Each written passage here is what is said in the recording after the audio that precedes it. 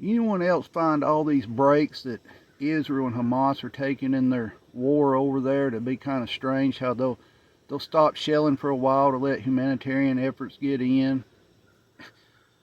What are these wars nowadays? If you remember back with Ukraine and Russia, Ukraine asked Russia to cease fire for a while where they could get their wounded soldiers out, and Russia did it. It makes you think, what exactly are these wars, right? They're not really wars, because a war, it's all-out warfare, right? You go in and you take care of the enemy, right? Plain and simple. You know, you growing up, you read about the Civil War, the Revolutionary War, World War II, Korea, Vietnam, all them.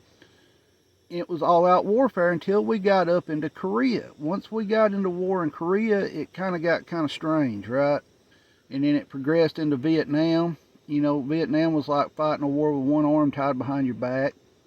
And we all know how the last 20-year war went. You know, pretty much gave them back everything that we took from them. And we gave them stuff that we left. A lot of people don't understand that when we leave a war zone, we leave a lot of stuff behind. It's always been like that. It's nothing new. You know, this time we left a lot of stuff, but I mean, you can go back and read in history, you know, all the wars, it's easier to leave the stuff there than it is to try to get it all back, because it's hard, honestly, like over in Ukraine and stuff, how we're sending all that equipment over there. I always wondered if we were sending it because we knew where we were going to be in that war before long, because the hardest thing for a military to do is to move its equipment into an area. It takes a long time to get it there, where if it's already there, then, you know, it's there for them to use. The Israel-Hamas war is very strange. I still think that the reason everybody's allowing it to happen is simply because of the natural gas field that was found off the coast of Gaza in 1999, early 2000, sometime around in there. You got to start thinking about all these gas lines that have blown up, right? The EU claiming they need propane, natural gas and stuff, and we've been sending it to them, but we can't send them enough, right?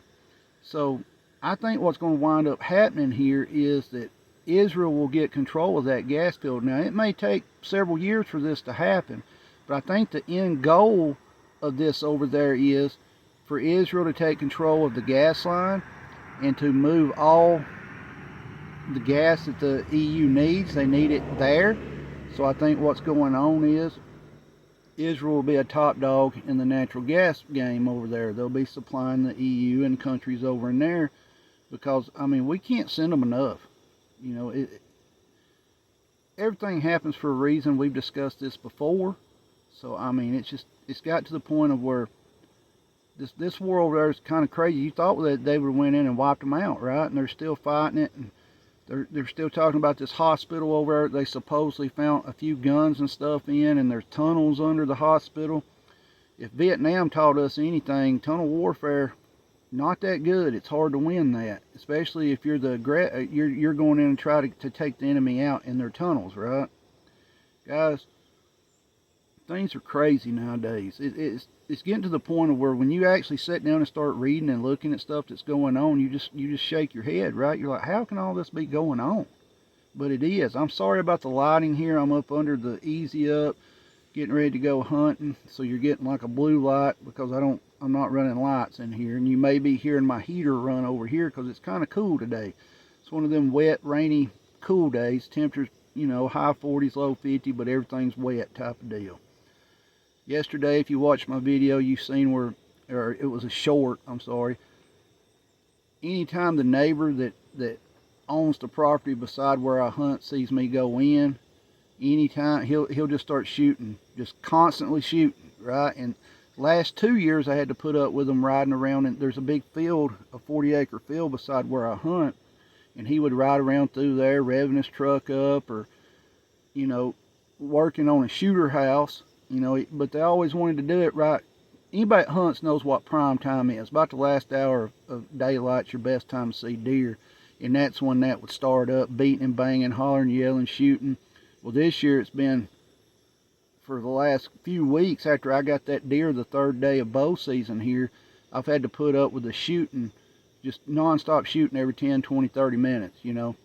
And they'll ease off around 30 minutes before dark, but having to put up with that. I think that's affecting my deer hunting this year because we're not seeing a lot of deer during the daytime. They are there on camera, but they're not there close to daylight or daylight. They're there, you know, 2 hours after dark or 2 hours before, but they are in the area. We do have a lot of deer in the area, but we're just going to see what happens, guys. We need to get some deer meat because I'm telling you right now, we can't afford meat, and I'm sure a lot of y'all can't afford it either. When hamburgers $5 a pound, something's wrong. Something's wrong. A lot of y'all said that it's getting to the point where you can't afford to buy meat either unless it's on sale.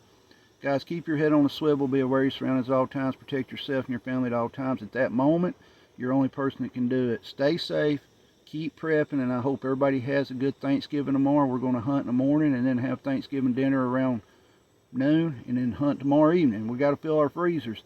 I mean, can't afford to buy meat. I've never seen it where you can't afford at least hamburger meat, right? Guys, stay safe. Keep prepping.